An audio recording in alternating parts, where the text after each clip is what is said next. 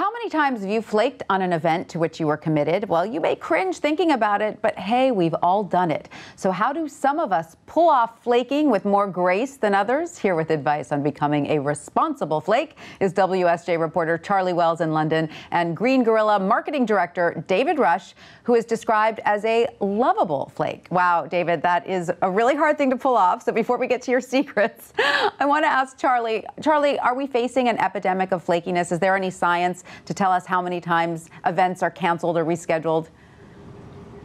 A full 17% of meetings scheduled are later rescheduled using X.AI, an artificial intelligence company. And according to the founder of that company, when humans make meetings with each other, the rate is even higher. Digital communications, mobile phones, and apps seem to be pushing this further along in that direction as well. All right, so David, I understand that you deliberately RSVP yes to more events that you could possibly attend. Why is that? There's so many enticing things out there, and I just like to be involved. And so, yeah, I just like to get myself into the mix most of the time. And you genuinely hope to make it, right? When you're saying yes, you hope you'll be able to make this event, right? Yeah, there's no intent to intentionally miss. It's things come up, and you go from there. So, Charlie, experts have an explanation for this behavior, correct?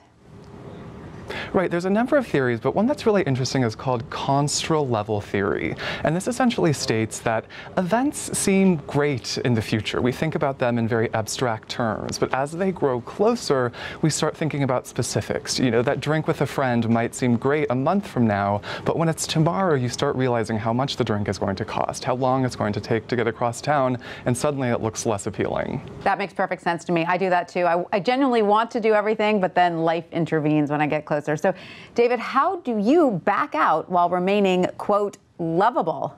I think you need to be a little bit political about it and just, smooth things over. So when something comes up, you apologize, or you just let them know what came up for you and do it in a really authentic way. Because I do want to meet with people. I do want to attend the things I say I'm going to attend. So you genuinely apologize. And then what else do you do? Anything else? Yeah, I like to smooth it over, whether it's upping whatever we were planning to do and doing it in a more meaningful way, or, putting a little silver lining on the apology. The apology, right. Okay, so Charlie, this is what responsible flakes do, because clearly he still gets many invitations. What do bad flakes do?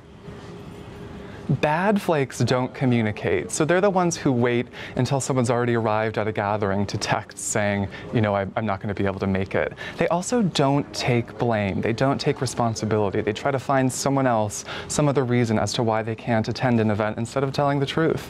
And so, David, do you consider flaking on a friend the same as flaking on a stranger, or is it different?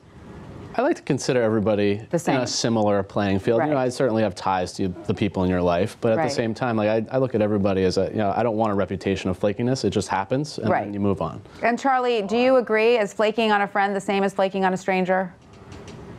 It's a little different. I mean, friends, people who know Dave love him. I talk to a lot of his teammates, and they really sort of enjoy him and know his personality. But when it's someone new for the very first time, it's a little bit risky. But I talked to a career coach who essentially says this is an opportunity to talk to a stranger, to sort of show them, that you know how to handle a crisis. You can manage it. So, Charlie, here's the takeaway.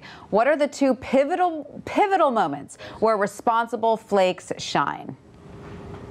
Okay, so the cancellation is really important. The way that you approach the person that you're flaking on, explaining why it's happening. Hopefully you give them lots of time to sort of make new plans, and you give them a very honest and truthful reason as to why you're flaking. And the second moment is the follow-up. So once you've flaked on an event, you need to sort of wait around and after the fact, come back to the person you flaked on and explain why, and maybe, up the ante to something better in the future. And David, you say you like to inject a dose of humor into your follow-up? Yes, absolutely. Does that help? Yeah, I think coming from a comical, it lightens the mood a little bit, and so you smooth things over with a little bit of injection of humor. Allows your charm to shine through. Exactly. David Rush, thank you so much for that. And Charlie Wells in London, thank you. Thank you, Tanya.